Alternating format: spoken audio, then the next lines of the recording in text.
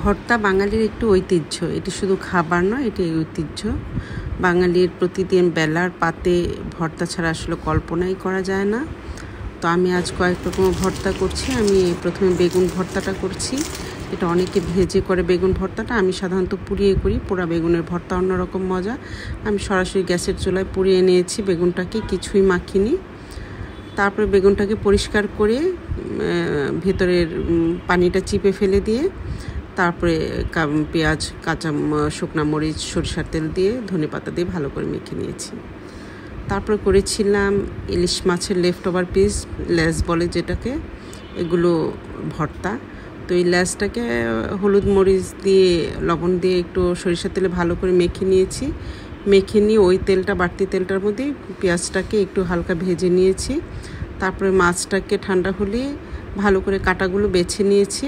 কাটা বেছে নেওয়ার পরে এটাকে ভালো করে মাছগুলোকে মেখে নিয়েছিলাম।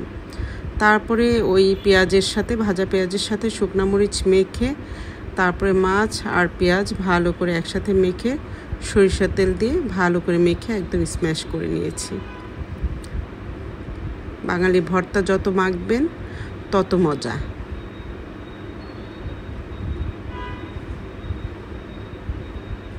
গরম ভাতের সাথে খাবেন।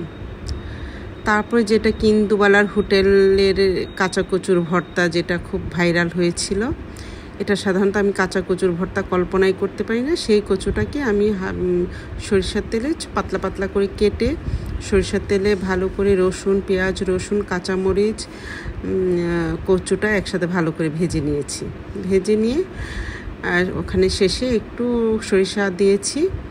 তারপরে একটু চিংড়ি মাছ ভেজে নিয়েছি ওটা ভাজার পরে। তারপর সব একসাথে ভালো করে বেটে নিয়ে সরিষার তেল দিয়ে মাখিয়ে খেয়েছি। এটা গরম ভাতের সাথে যে কোনো ভর্তা বাঙালির জন্য অমৃত লাগে। কেমন লাগলো আমার ভর্তাগুলো জানাবেন।